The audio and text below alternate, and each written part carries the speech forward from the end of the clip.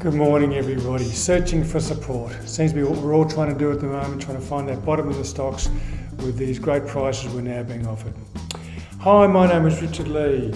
Educate yourself to success with Stockradar, step-by-step strategy of combining a long-only, systematic price-based model with our trend intensity rating system and our controlled money management techniques that keep you safe. We offer a special trading centre with entries, exits, stops, reversals, each with their own trend intensity rating. We also do portfolios, newsletters and alerts. It's all there for you on the Stockradar website. Take a trial and have a look. Okay, if you trade stocks, why would you use an index of 200 stocks dominated by roughly 10 stocks to help you make an individual stock decision? I don't know. Stocks move in different directions at different times. The majority may be roughly within the cycle, but it's the ones that move out of the cycle that represent the greatest opportunity now. One by one, the tide turns and price volume action provides a big clue. In Trading Tactics this week, we'll look at the all-important price and volume and how the interaction can provide clues of a bottom in stock prices. Especially pertinent in this market as we now look to find a home for our cash in this vastly reduced price environment for stocks. What a great opportunity. We have now to access some quality stocks at some great prices. However, the answers aren't always there, so we need to be careful. I'll explain that in Trading Tactics this week. So I'm going to go through this week, mainly focusing on the price volume thing, which really forms the basis of what I do at Stockradar, okay? So that's where we're going to focus ourselves today. The normal format, we go through the background of the overseas markets, we look at some stocks, we'll go through trading tactics. Here we have price and volume interaction forms the basis of price analysis. Price trend, highs and lows, lows and lows, and volume confirmations, and then we can use other indicators. But that's the basis, the actual price and the volume. Okay, so what I'm first going to do is go into some markets. Okay, Dow Jones, and we can fairly quickly go through here because not a lot's changed, but I want to focus on again on the volume. So we can look here, Dow Jones Industrial Average, it's a clear pattern of selling dominating here. So why would you try and pick a bottom with something like this? Because we just don't know, or the evidence isn't there. So if you're doing it now, you're hoping and you're guessing if you're doing it. Okay, let's go have a look at the S&P index, which we haven't looked so much very often, but it is incredibly obvious here what's happening here. The selling, price going down. More sellers than buyers, that's what happens. Okay, we can look at the Nasdaq.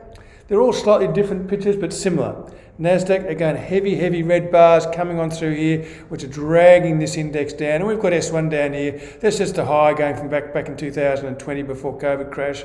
So I've just identified that as a possible point we could look at. But still heavy seller activity, perhaps waning a little bit here, but still fairly heavy and not a lot of buying. Okay, we can now go to the Russell 2000, which is again a broader index.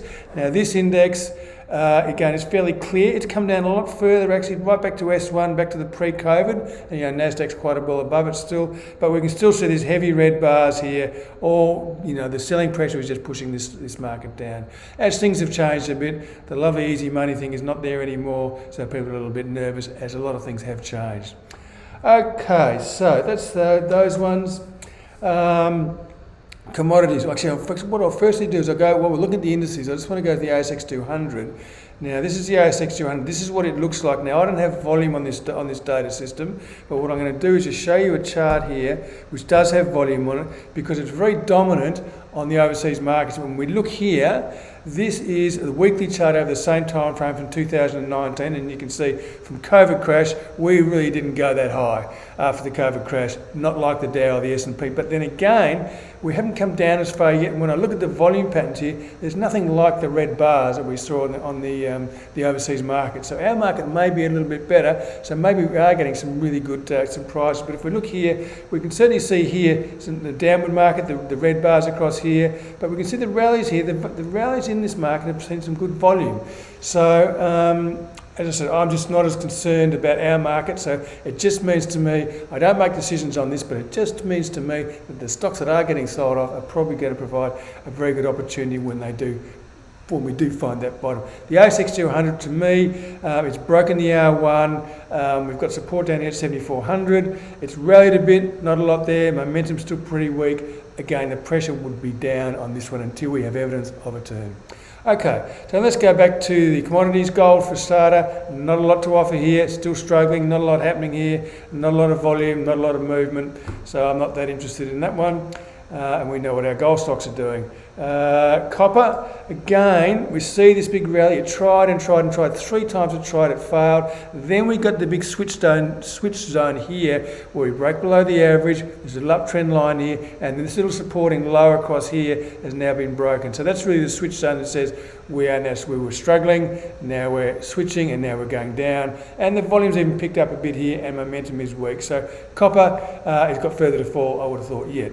The one that's holding up again is Brent crude. It just doesn't want to go down. All this geopolitical anxieties and what's happening, it really does make for quite a firebird of a commodity because it can go up and down, reacting to lots of pieces. So it's been volatile within a range. So we have boundaries here which we're looking at. Can't get through the high. Doesn't seem to want to go down. All those long bars down here suggest there's very good support for gold. So, sorry, for crude, I should say. So we just at this stage, it's still in an uptrend.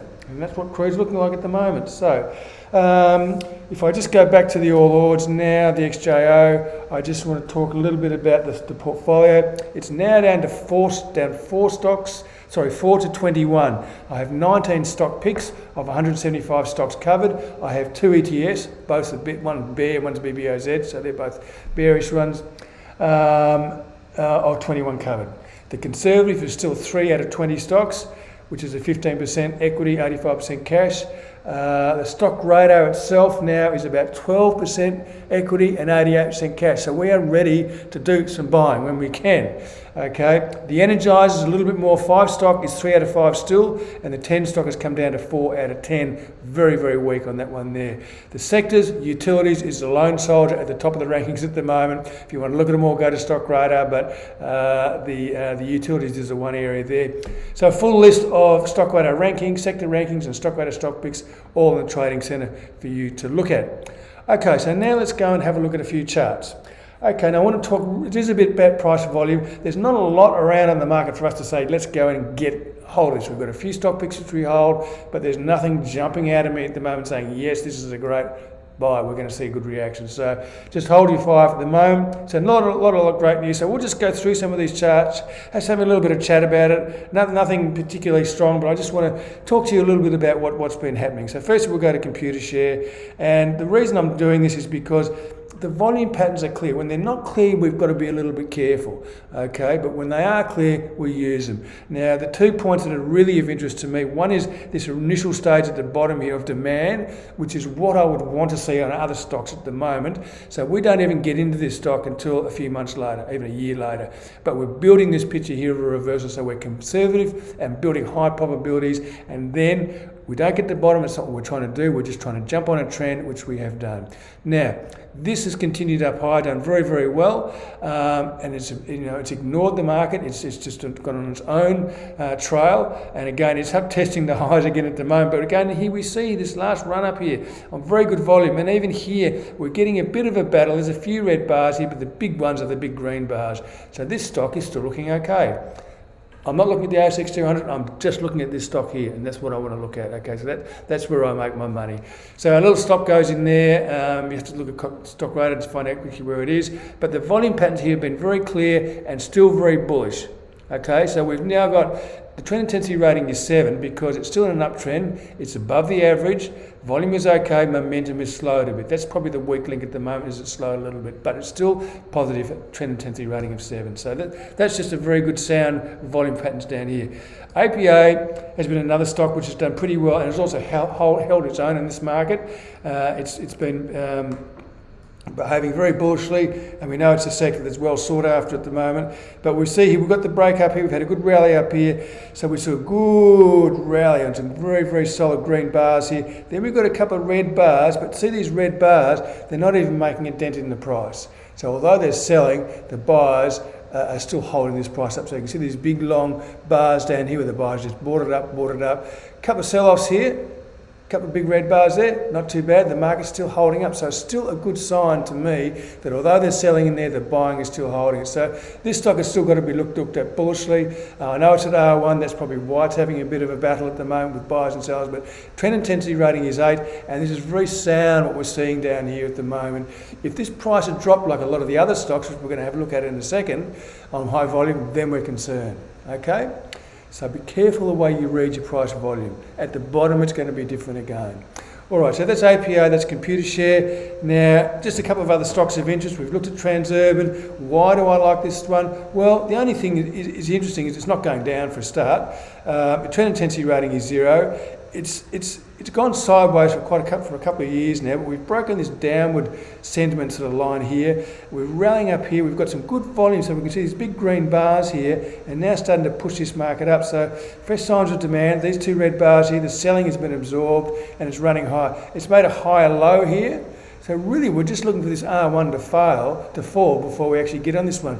The momentum is positive, it's above the average, so it doesn't look too bad. The wheels are turning on this one. We just need that signal. So that's just, that's an out of cycle one that I was talking about before. These are the opportunities, the ones that aren't just all going down, that are looking a little bit different and finding their own demand, investor interest. If we go to some of the other stocks, which we have looked at recently, but CSR, again, nothing really, big red bars, momentum, we saw one up week here. I'm not feeling it at this stage, okay, no matter where it is, there's nothing here for me to do. Trend intensity rating is still 9. We're out and we're safe on this one. Corp, another one, that's just been punished incredibly. It's come down from, about 52. It's almost down 50%, okay, down 51% on the low here. Now, again, we're seeing all these red bars here, still weak, momentum's weak. Don't touch it. Why would you want to buy a stock like this that's got like that? So here, this is our big trend. We made a good run up here. We had a great run on Corp, high exposure, so we were in there. And this is the capital preservation phase where we shrink back to cash. Okay, the exit was given here.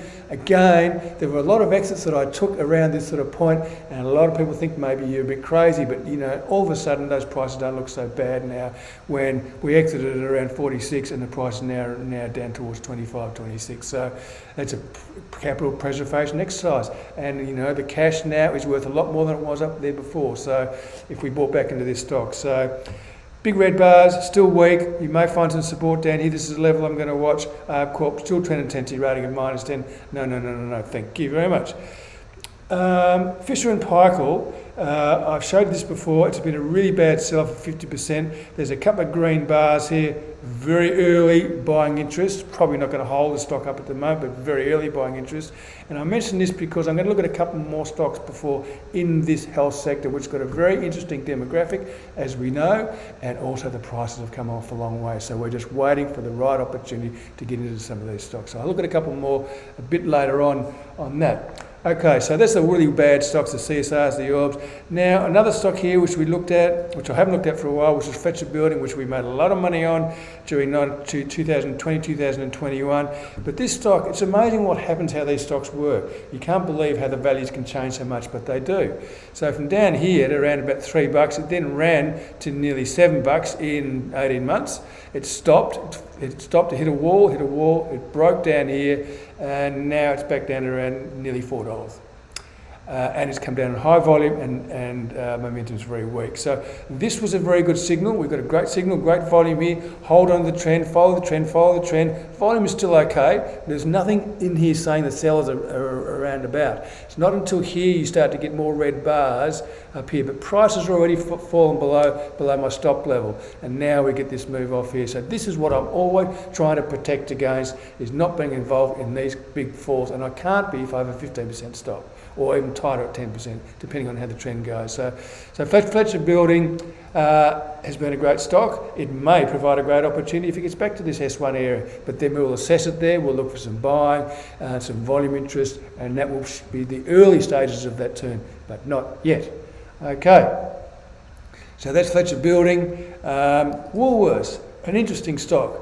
I'm confused, and that's why I don't hold it. So if I look at Woolworths, now we know what's happened with Woolworths. It's had a huge trend since about 2016, I think, uptrend.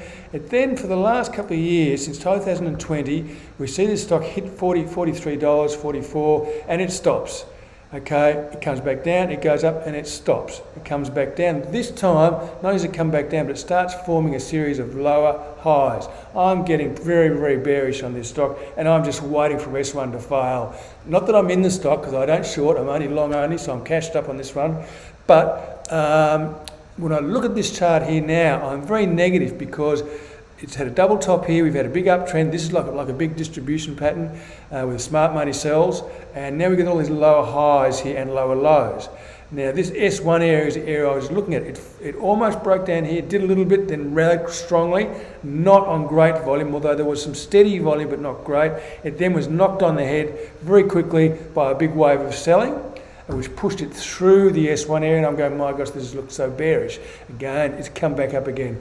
Now, the reason I'm saying that is because it's a very, very confusing picture. I'm not getting a clear picture of up or down. The picture is likely to be down, but it's holding up very well. So it's not a picture that I like because I can't get any great odds on where I'm moving. Even though it's trend intensity -7, it looks bad, it's not going down.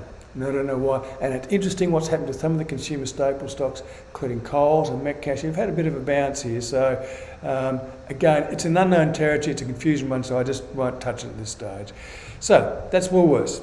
Now let's have a look at another stock in a different situation. And I don't know if many of you are holding gold stocks. I hope you're not, because you shouldn't be. Because if you look at evolution here, Northern Star looks almost exactly the same. We're seeing a very, very big bad break of support down here. And you can see this level here, resisted for a while, now support, support, support, and now broken down. And you can see the volume there. And you can also see momentum below the average. Trend intensity rating probably, well, I would have thought it'd been -10, but I came out at -9. So it's whatever it is weak, and we don't want to touch it. That's just looking at some of those gold stocks, but this really is first time in quite a few years that Evolution has gone down below $3. And Northern Star as well, so watch out. Okay, next one. On a more positive note, just trying to find some good stuff amongst this rubble at the moment. Things will turn, don't worry, it'll all change again. Endeavour Group, pub situation. The pubs are all the rage at the moment. People picking them up, all the smart money's picking them up and things like that. But Endeavour Group floated recently, and it has a little bit of yield, I think, but it broke above its high here back in April. Went on, kicked up to about 780, and we see it come back. The market weakness drove it back a bit, but it's bounced back pretty strongly. A bit of volume here, momentum's still positive. It's holding above the average, so the trend intensity rating is 7. So even though we have a fall like that, the perspective of the average, the volume, and momentum give us a trend intensity rating of +7. So I'm all of a sudden quite happy about this, holding this stock for the moment. So that's Endeavour Group. It looks okay. It's doing its own thing and behaving all right on a price basis. Okay, now 3 more stocks I want to go through.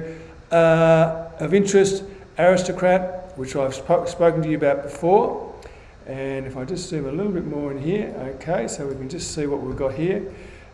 It is now, as we see, we've had a big correction here of 34%. It fell down well before the market. It's come down here. It's found some support here at the 50% level. It's had a rally on good volume. We've seen a big bar down here. Now this big bar down here, I'm going to bet you it didn't come down much. It did come down a little bit, but once it dipped into here, the buyers, if you break this up into a daily chart, you'd probably see the big volume on the up days on this one. So that's what you sort of want to look for a little bit.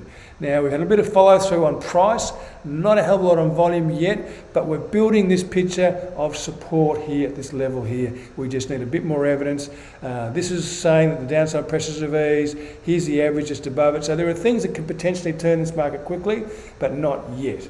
Okay, so we're not ready to jump on Aristocrat yet, but as I say, it's a good stock, it trends well, so when it does start trending, we'll be jumping on it.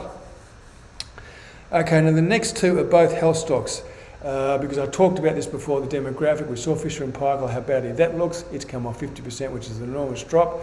Resmed has also come down from $40 came back to 28, so it's had a fairly hefty correction, which is not a bad sign. It's come back and found support resistance level. This is the old highs. This is now support, which was resistance, so it's come back to there. Downtrend of lower highs and lower lows.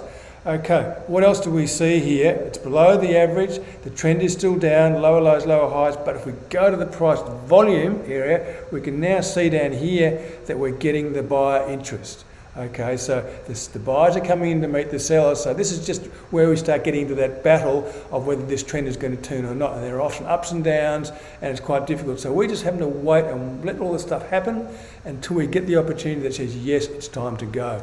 So it's early stages yet, but we can see the downside pressures are easing, the buyers are getting interested, the price has jumped a little bit, but we need a lot more work to get a trend reversal. But so Resmed is one that I'll be watching for Stockradar members. Okay, now the next one I want to look at is Helix, and we know Helix had a great one. We made a lot of profit on this run up through 2020-21. It then stopped us out up here. Okay, and again, you know, the health stocks hadn't come off a lot then, so they're saying, well, why are you selling health stocks? Well, that was the price signal, and we now know why we sold it, because it came down from 550, came down to nearly 350 at the moment. That's where it's sitting. But we're going to have another look at this one again. I don't really have any clear support resistance levels around to isolate anything apart from this big one at S2, so there's no lines drawn here. I have lower lows, lower highs, below the average. But then we go down to volume here. We're suddenly seeing quite a spike up in volume here. So again, when I see a red bar here, that's a down bar. That's not a good bar. This bar's a good bar. We've gone up on a green day. This red bar here has gone nowhere really, which means buyers and sellers are almost balancing themselves out. But officially it was a down day, so I get a red bar. But still note it. Then on the next week I get a big buy and green bar. It doesn't go that far actually, so there's a lot of work to do. So that's just an early sign of some support for Helix, and worth watching. Put on your watch list with Resmed, Helix, and that's where you start building these opportunities from. Okay, so it has been a great stock again. We'd love to get back into these health stocks if we can when the time is right. Okay, so there's some stocks for you to have try and have a look at and understand. You know what I'm talking about with volume. It's very important. I need a clear picture. A muddled picture makes it hard, and it won't get a very good rating if it's a muddled picture. If it's a clear picture, it gets a strong rating. So that's how the trend intensity system works. Okay, so that's the stocks I want to have a look at. Now I want to go to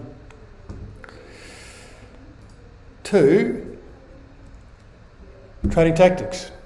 So fairly briefly today, trading tactics, so price and volume forms the basis of price analysis. Price moves and volume participation, and we analyse that to try and give us a clue as to what prices are going to do. So it's where I start. Sometimes it's clear and sometimes it's not. Okay, so if you're confused, it's likely the market is too. So they're ones you don't want to try and data mine anymore to try and answers that you want. Leave it alone and move on. You've seen the picture, you've been clear about it. If it's mixed, don't touch it. Surety and odds are important when you're trading. So we're always trying to move that probability. So I need clear volume patterns to give a good impact on my trend intensity rating. Okay, so if I've got a trend intensity rating of 9 or 10, I've probably got a good volume association there. Okay, so don't make decisions when the picture is murky. Make sure your pictures are clear. So a confused picture would be the one I talked about, like Woolworths, where we've got green bars pushing up, we've got red bars pushing down, prices back to square one, it's trying to break support, it hasn't done it, we've got all sorts of indications it's going to go down further but it doesn't want to go. So I'm not clear on this, I'm confused, so the market probably is too. Okay, so alternatively we get a clear picture like something like Computershare, where I've got clear volume following prices up, this sort of thing, which makes it very evident. And even now, at this point in time, I have a clear picture. So I'm going to hold on to Computershare because the volume tells me, and the trend intensity rating ultimately tells me that this stock, the probabilities are it's going to go up rather than down. And on a weekly basis, the odds are it will be higher next week than it is this week. And that's how it works. Okay, so that's just a very, very simple look at price and volume. If it's murky, it's confused. If it's not murky, then it's clear. Okay, so uses. Uses of the price volume. Trend confirmation, simple as that. Because we are trend followers, and so volume is giving us an idea. Again, remember I talked about our shortage of stock situation. Sometimes price can go up on lower volume because there's a shortage of stock. But you know, I'm not too concerned unless I start getting red bars and the price goes down, and that tells me the price is going to turn down. But for the moment, while volume is okay and prices are rising, that's trend confirmation for me. It also can alert us to certain conditions when price trends fail. And a lot of trends failed over the last few months for whatever reason, and a lot of them have come down a long way. And the reason that I have stops that set at 10 to 15% is because I don't want to be involved in any of these big moves, okay? So I'm going to talk about a bit more about that in the newsletter this week, and I'll talk about that a bit later on as well. But it alerts us to certain conditions when price trends fail. Forget about the noise outside, bullish, bearish, whatever. Look at what you see and be clear about what you see. Know why you buy and you'll know what to buy, know why you sell and you'll know what to sell. So these conditions often go against prevailing sentiment, which is hard to fight. So as I said to you last week, sometimes being uncomfortable with a decision is a good thing. If you're comfortable with it, probably means your emotions are on the right side, on the side of the share price going up, and that's not such a good thing. So sometimes if you're uncomfortable, it's a good thing. So the thing about this whole exercise with looking at charts is we're using our eyes to observe. We have got to see what's there, not our brain saying, I want to see something. It's actually seeing what is there. So can you see what's real and what's not? And that's really important when we're looking at charts. You know all the biases, confirmation bias, information bias, all these anchor biases, all these things that affect the way we trade. And they're things that are not clear. They're biased. So that's not giving perspective and not giving clarity, which is really what you need. Okay, so that's just a bit about price volume and how it works. Price volume are two key determinants of the trend intensity rating system. Okay, you can have a little look there. The trend intensity indicator combines and weighs 4 simple tools. Price trend and volume, which we talked about today, also moving averages for probabilities and price momentum for crowd behaviour. So they all give us a little bit of a look. Okay, and it gives us an invaluable benchmark to give us that clarity that we need. So sometimes I'll be really bearish on a stock, or I might be, this looks really bad, but it's got a +7 rating. Or a stock that actually looks really bad, looks really good, but all of a sudden the rating drops from +5 to -4. So that's just telling me, that's giving me, because those rules cannot be biased by emotions or anchor or bias or anything like that. It's giving me a clear picture. So that's what the trend intensity rating does, and that's what it's aiming to do. Okay. So that's about all I've got for you today. I hope you enjoyed today. It's a difficult market out there, I know, but we have to make do with what we've got because I just can't wait until this next trending period comes around. I have dreams of 2003, 2006 coming back to me again. When you could do no wrong. Okay, let's get over that one now. What's happening in Stockradar? In the newsletter, in the macro view, the world may be crumbling, but we'll be there to pick up the pieces by being prepared and knowing exactly what we are looking for. Knowing why you buy. Okay, no guessing or hoping because prices have come down a long way. It's catching that falling knife, which is the dangerous one. In Radar's rant, so in the micro view, I go through the property sector. In the Radar's rant, I talk about the 5-year plan, an extensive document, research document on this and why. And hoping you'll get you to understand this because most of our expectations are too short compared to what the market can deliver. And that mismatch just causes a lot of problems, okay? So I'll talk about that. Special stock and alert in the newsletter this week. We look outside our normal group of covered stocks. Plenty to get your teeth into the newsletter. So sign up and get a good look at the newsletter. And you'll get that every month delivered to your mailbox. Okay, so just to finish off, price and volume patterns form the basis of the trend intensity indicator and a well-constructed trade plan that sources stock opportunities on a very conservative and high probability basis. Okay? It is very pertinent now as the market goes through a downward price adjustment. So with clarity of the trend intensity indicator and perspective and a soundly based analysis routine that ignores the swirls of news and expert opinion, we take those opportunities as they pop up. And we can just see a couple there that may be starting to pop up, early days yet. Slow and steady wins the race. Be patient, know why you buy so you know what you buy. Okay? So stay safe, watch your trends, heed your stops, and I'll see you all next week. Thanks very much.